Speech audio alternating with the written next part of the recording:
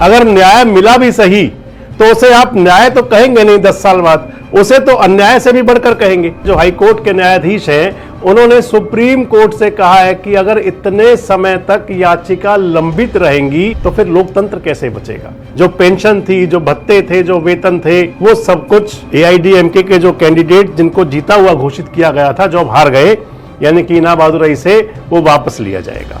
जैसा मामला मद्रास का है लगभग वही का वही सेम टू सेम मामला ब्रजेंद्र सिंह वर्सेस देवेंद्र अत्री का उचाना वाला है। अभी हाईकोर्ट ने ही विपुल गोयल वर्सेस लखन सिंगला का मामला आपको ध्यान होगा, यहां पर कांग्रेस के कैंडिडेट लखन सिंगला ने भी कुछ इसी प्रकार का मामला डाला जैसे करण सिंह दलाल ने डाला हुआ है।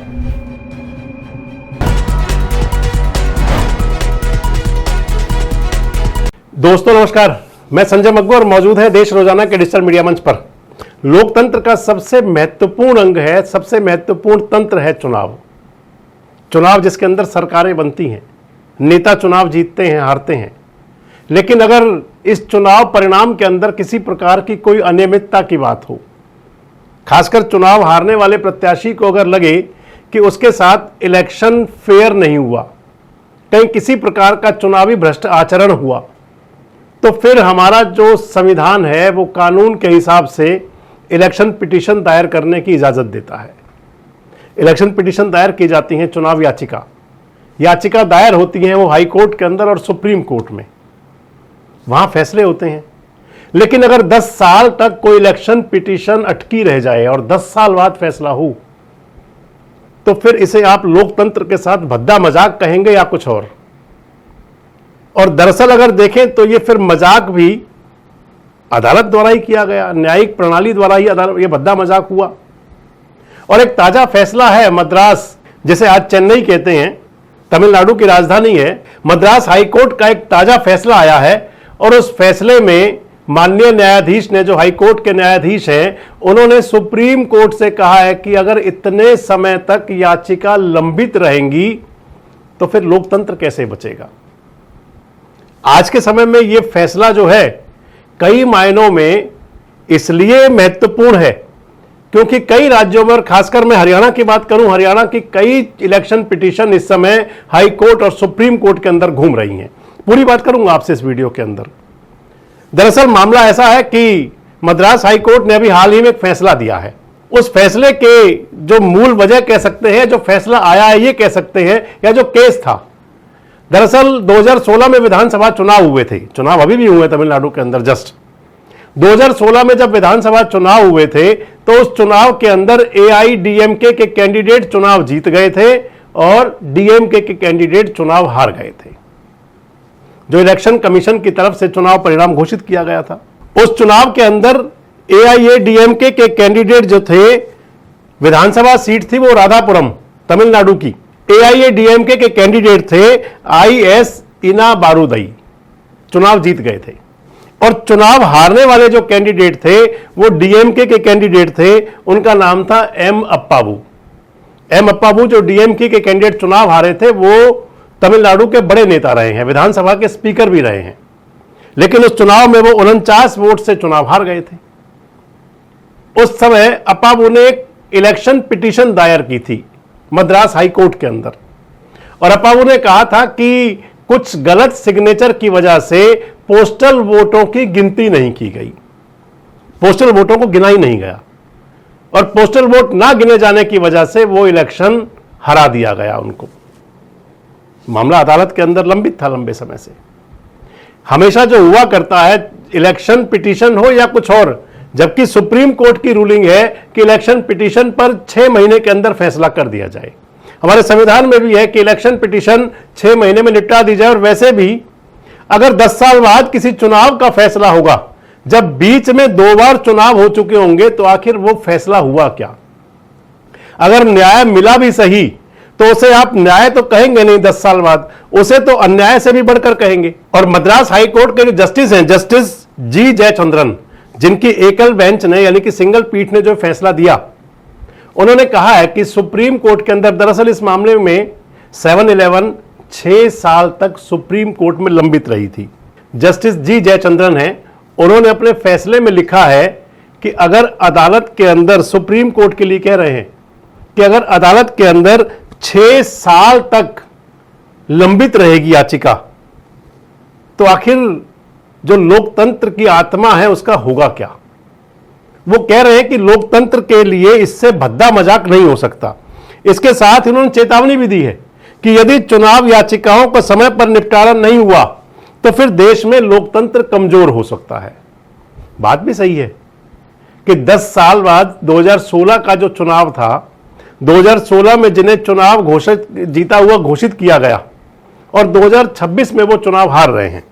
इस मामले में आपको बता दूं कि जब मद्रास हाई कोर्ट के अंदर इस केस के अंदर पुनर्मूल्यांकन हुआ, यानी कि वोटों की दोबारा गिनती हुई पोस्टल बैलेट्स की, तो पोस्टल बैलेट 153 पोस्टल बैलेट थे।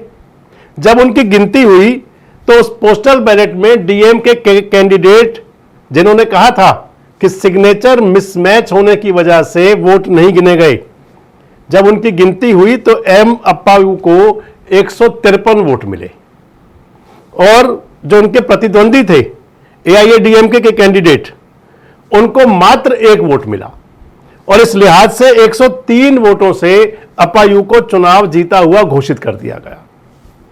इसके साथ ही अदालत ने, जो हाईकोर्ट है मद्रास की, उसने निर्देश दिया है वहां के विधानसभा स्पीकर को, विधानसभा कार्यालय को और चुनाव आयोग को कि 2016 से 2021 का जो रिकॉर्ड है विधानसभा का, उस रिकॉर्ड में से अब इना बहादुरई का नाम हटा दिया जाए और उनकी जगह अप्पायू का नाम लिख दिया जाए। इसके साथ ही यह कहा कि उस 5 साल के दौरान की जो पेंशन थी, जो भत्ते थे, जो वेतन थे, वो सब कुछ एआईडीएमके के जो कैंडिडेट जिनको जीता हुआ घोषित किया गया था, जो अब हार गए, यानी कि इना बहादुरई से, वो वापस लिया जाएगा। यहां तक तो फैसला हो गया। लेकिन मद्रास हाई कोर्ट ने जो कहा है सुप्रीम कोर्ट के लिए, इसे कहें तो यह बहुत बड़ा फैसला है। और हरियाणा के मामले में मैं इसलिए आपसे बात कर रहा था कि हरियाणा की कई चुनाव याचिकाएं इस समय अदालतों में लंबित हैं। मसलन एक चुनाव याचिका तो ब्रजेंद्र सिंह की है, जिन्होंने अभी हाल ही में सद्भाव यात्रा निकाली। ब्रजेंद्र सिंह की याचिका इसी प्रकार की है लगभग। हरियाणा और पंजाब उच्च न्यायालय के अंदर उन्होंने याचिका दायर की थी। उन्होंने कहा था कि पोस्टल बैलेट गिने नहीं गए, पोस्टल बैलेट गिने नहीं गए और उस चुनाव के अंदर मात्र 39 वोट से चुनाव हारे थे, आपको ध्यान होगा, ब्रजेंद्र सिंह। और जो पोस्टल बैलेट की गिनती होनी है वो लगभग 150 वोटों की गिनती की जानी है। जैसा मामला मद्रास का है, लगभग वही का वही सेम टू सेम मामला ब्रजेंद्र सिंह वर्सेस देवेंद्र अत्री का उचाना वाला है। इस मामले के अंदर भी सुप्रीम कोर्ट तक हो करके आ चुके हैं। सुप्रीम कोर्ट में देवेंद्र अत्री ने 7-11 लगाई थी। हालांकि इसे कह सकते हैं ब्रजेंद्र सिंह की खुशनसीबी कह लीजिए कि वो लगभग 1.5 साल बाद वो मामला वापस, यानी कि 1.5 साल चल विधानसभा के चुनाव हुए, 1.5 साल का समय लगभग हुआ है और वो उनकी जो पिटीशन थी वो सुप्रीम कोर्ट तक से होकर के वापस हाई कोर्ट में आ चुकी है। उस पर सुनवाई भी चल रही है और संभवतः इस मामले में जल्द अब फैसला भी हो, क्योंकि जो ताजा टिप्पणी है।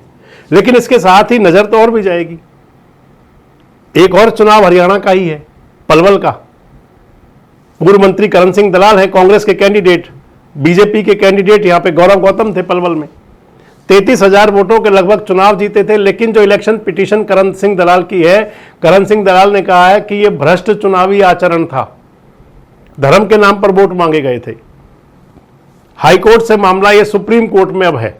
गौरव गौतम जो है हरियाणा सरकार के खेल राज्य मंत्री, उन्होंने सुप्रीम कोर्ट के अंदर याचिका डाली हुई है कि करण सिंह दलाल की याचिका को, जिसे हाई कोर्ट ने सुनवाई के लिए रख लिया था, उसे निरस्त किया जाए। 7-11 लगा रखी है और वो सुप्रीम कोर्ट के अंदर लगभग 6-7 महीने हो चुके हैं कि वो पेंडिंग चली आ रही है।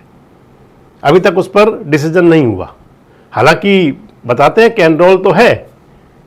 इसी प्रकार से देखें तो और कई मामले हैं। अभी हाईकोर्ट ने ही विपुल गोयल वर्सेस लखन सिंगला का मामला, आपको ध्यान होगा, फरीदाबाद 89 विधानसभा सीट, यहां पर कांग्रेस के कैंडिडेट लखन सिंगला ने भी कुछ इसी प्रकार का मामला डाला जैसे करण सिंह दलाल ने डाला हुआ है।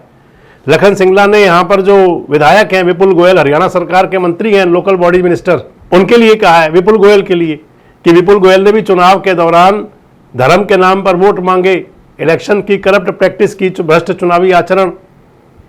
इस मामले को लेकर के 7-11 रिजेक्ट हो चुकी है हाई कोर्ट में विपुल गोयल की। अब संभवतः वो भी सुप्रीम कोर्ट जाएंगे। लेकिन इतना जरूर है कि मद्रास हाई कोर्ट का जो फैसला है ये संभवतः नजीर बन सकता है।